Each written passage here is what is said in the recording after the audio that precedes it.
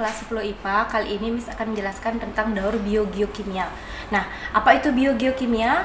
Biogeokimia berasal dari kata bio, geo, dan kimia. Ada proses biologis, geografis, dan kimiawis di dalamnya.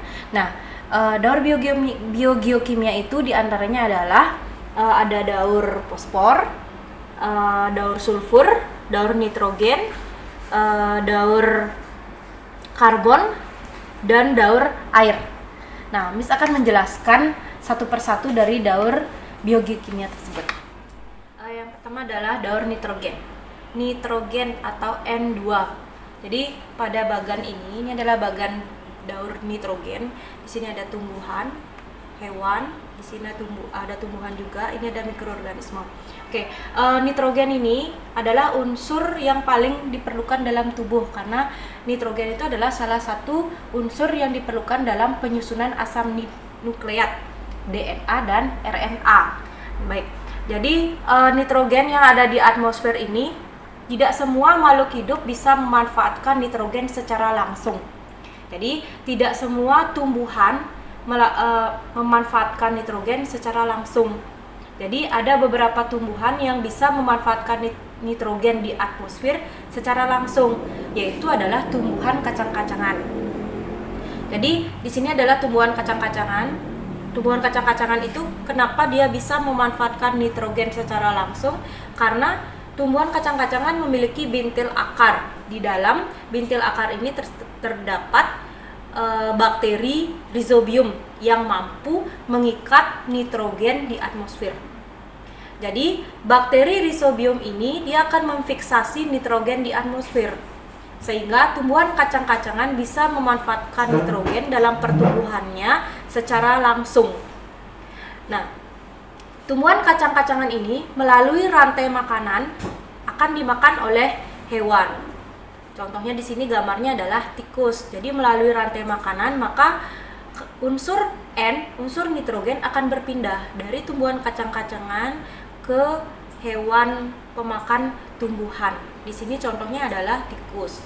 Jadi melalui rantai makanan hewan akan memanfaatkan nitrogen dari tumbuhan. Nah, tumbuhan yang tidak bisa memanfaatkan nitrogen secara langsung, dia akan melakukan asimilasi dari unsur hara di tanah. Jadi, tumbuhan akan memanfaatkan nitrogen, akan mendapatkan unsur nitrogen dalam bentuk NO3 melalui proses asimilasi. Jadi di dalam tanah ini kan ada unsur hara. Di dalam unsur hara salah satu komponennya adalah nitrat melalui proses asimilasi. Oke, dimulai dari sini Miss akan jelaskan. Apabila makhluk hidup ini mati, tumbuhan, hewan, makhluk hidup mati, tumbuhan, hewan, manusia juga, pokoknya makhluk hidup mati, akan diuraikan oleh dekomposer. Sehingga hasil dari penguraian itu adalah berupa NH3. Jadi melalui proses amonifikasi NH3 menjadi NH4. Melalui proses amonifikasi maka NH3 akan diubah menjadi NH4. Jadi namanya amonifikasi. Jadi makhluk hidup yang sudah mati akan diuraikan oleh dekomposer. Nah, salah satu hasilnya adalah NH3. NH3 akan diubah menjadi NH4 melalui proses amonifikasi. Nah, selanjutnya amonium NH4 akan diubah menjadi nitrit. NH4 akan diubah menjadi NO2. Amonium menjadi nitrit oleh bakteri Nitrosomonas dan Nitrococcus. Nah, amonium menjadi nitrit, ini amonium menjadi nitrit, NH4 menjadi NO2, ini disebut dengan nitritasi.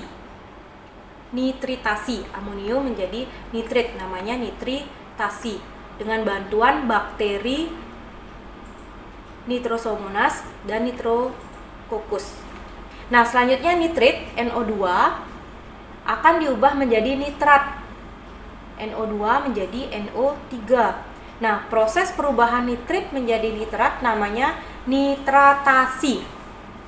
Nitratasi dengan bantuan bakteri Nitrobacter. Jadi, nitrifikasi itu adalah proses dari amonium menjadi nitrat. Amonium sampai nitrat namanya nitrifikasi. Nah, selanjutnya nitrat NO3 ini ada di dalam tanah.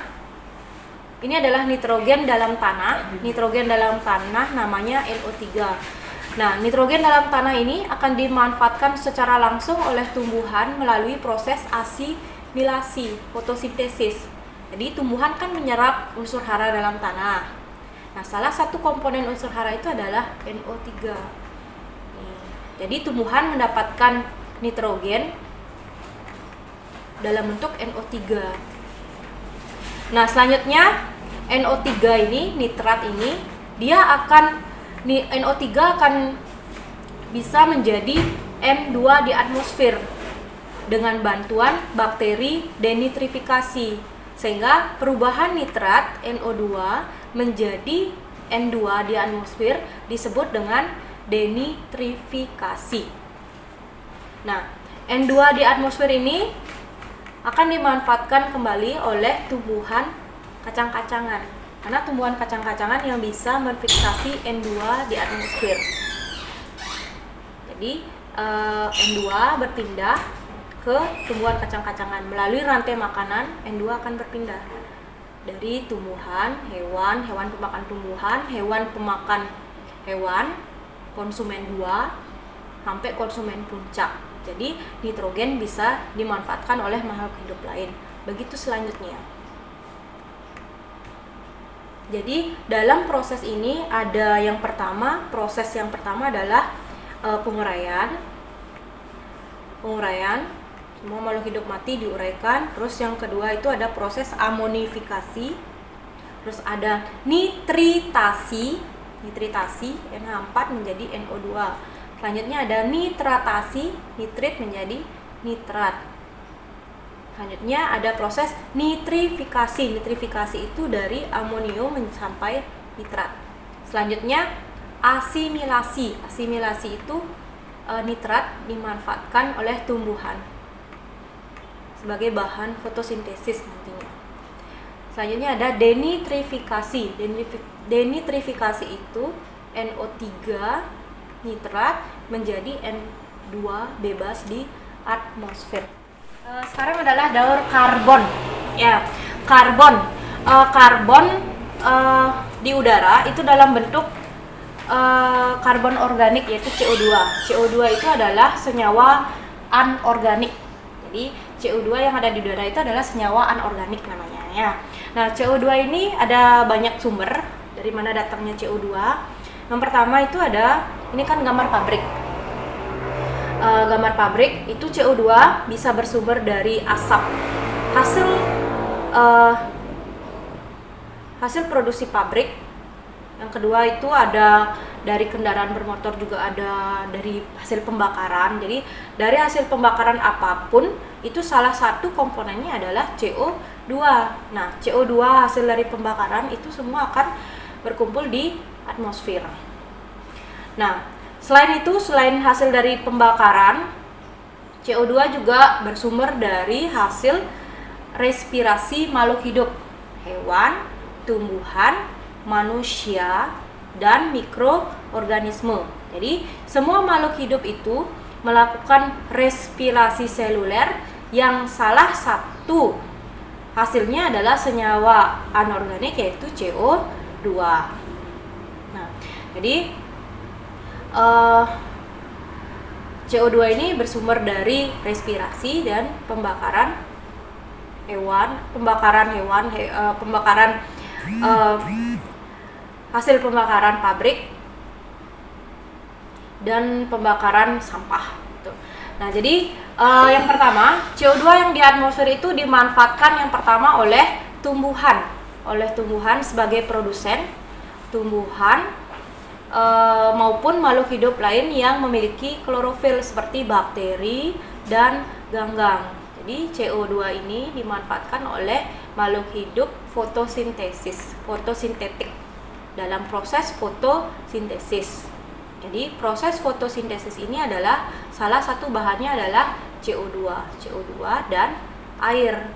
Sehingga hasil dari proses fotosintesis ini akan menghasilkan karbon organik. Jadi kalau di dalam tubuh makhluk hidup, maka senyawa karbon itu disebut dengan senyawa organik. Jadi dalam produsen karbon itu dalam bentuk C6H12O6, itu adalah glukosa. Nah, jadi karbon yang ada pada produsen akan berpindah pada hewan herbivor atau konsumen tingkat 1. Jadi karena unsur karbon ini sangat diperlukan oleh makhluk hidup, maka melalui rantai makanan karbon akan berpindah dari konsumen 1. Itu konsumen 1 mendapatkan karbon dari produsen. Konsumen 2 mendapatkan senyawa karbon dari konsumen pertama atau herbivor. Jadi karnivor memakan herbivor. Jadi senyawa karbon itu berpindah. Begitu seterusnya sampai konsumen puncak. Sehingga dalam proses metabolisme hewan konsumen produsen ini yaitu respirasi, semua akan menghasilkan CO2, sehingga CO2 ini akan lepas menuju ke atmosfer kembali. Nah, apabila makhluk hidup mati, hewan, manusia, tumbuhan, apabila itu mati, maka akan diuraikan oleh bakteri pengurai atau hewan makhluk hidup pengurai. Makhluk hidup pengurai seperti bakteri dan jamur. Nah, hasil penguraian ini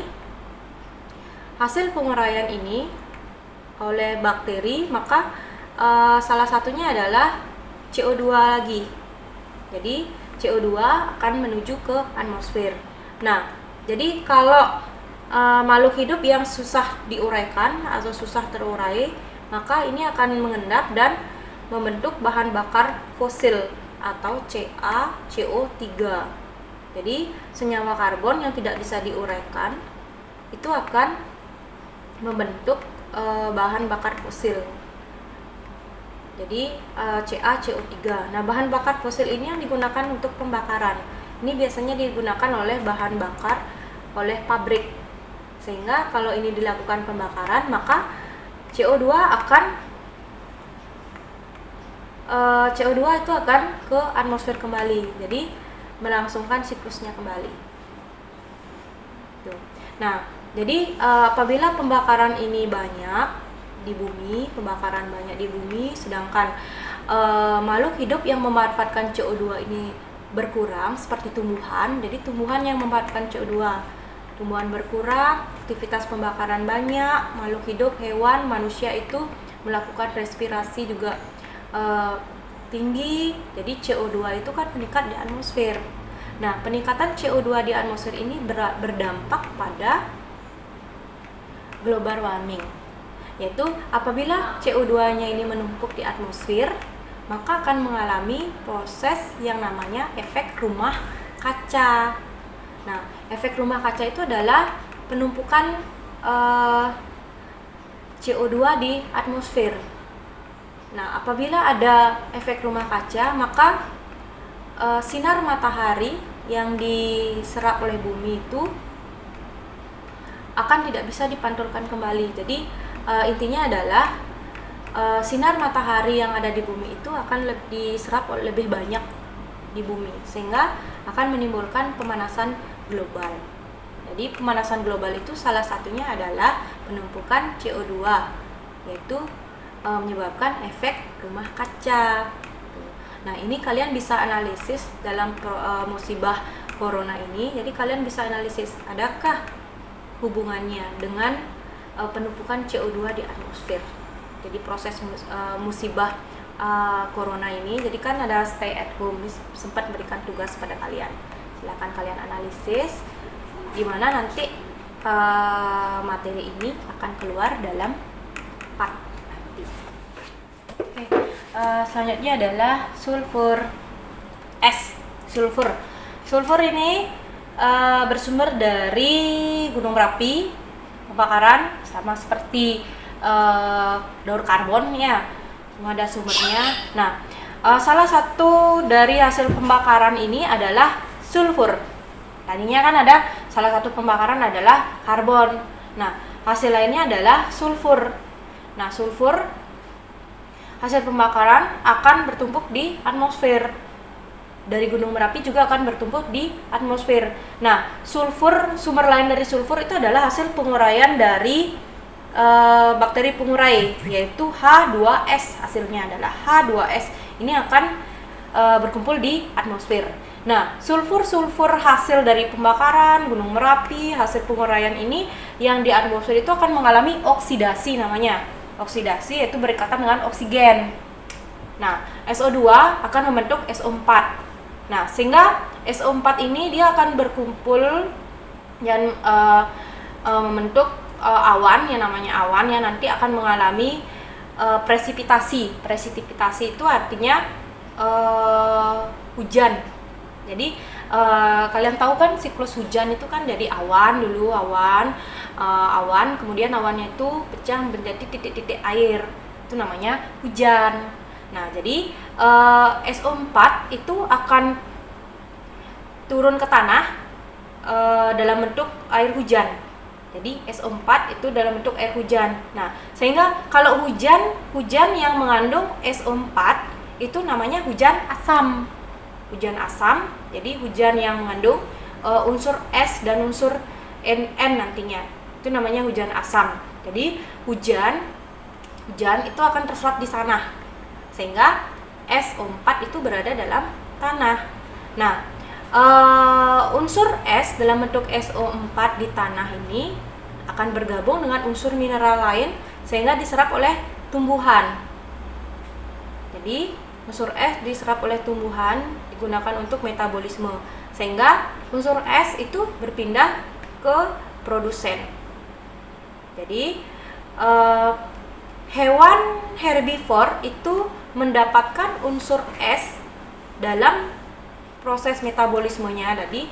Jadi semua makhluk hidup memerlukan unsur S dalam proses metabolisme. Nah, hewan herbivore itu mendapatkan sulfur dari produsen. Jadi produsen memberikan sulfur kepada hewan herbivore. Hewan herbivore akan memberikan sulfur, atau hewan karnivor akan mendapatkan sulfur dari hewan herbivore. Begitu selanjutnya melalui rantai makanan. Jadi unsur sulfur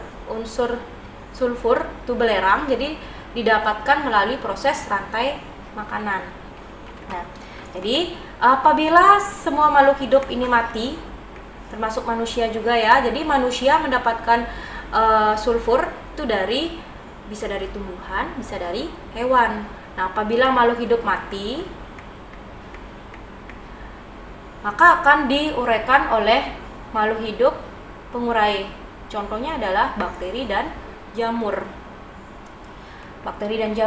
Nah, hasil penguraian dari makhluk hidup yang sudah mati itu salah satunya adalah H2S. Jadi ada sulfur di sini. Nah, H2S ini akan menuju ke atmosfer. Nah, sedangkan makhluk hidup yang susah diuraikan atau tidak bisa diuraikan, dia akan mengendap di tanah dan ke perairan, akan membentuk bahan bakar fosil. Jadi akan membentuk fosil. Fosil ini adalah makhluk hidup yang sudah tidak bisa diuraikan lagi. Yang tidak bisa diuraikan, fosil itu adalah makhluk hidup yang sudah membatu. Jadi selain unsur karbon, tadi dijelaskan di siklus karbon, fosil itu kan juga mengandung CaCO3 kan, karbon. Selain karbon juga mengandung sulfur. Nah, sehingga bahan bakar fosil ini, minyak bumi itu salah satunya adalah mengandung sulfur. Apabila digunakan sebagai bahan bakar, proses pembakaran sama seperti di daur karbon, jadi hasilnya juga adalah sulfur. Selain karbon, sulfur semua menuju ke atmosfer. mengulangi siklusnya kembali.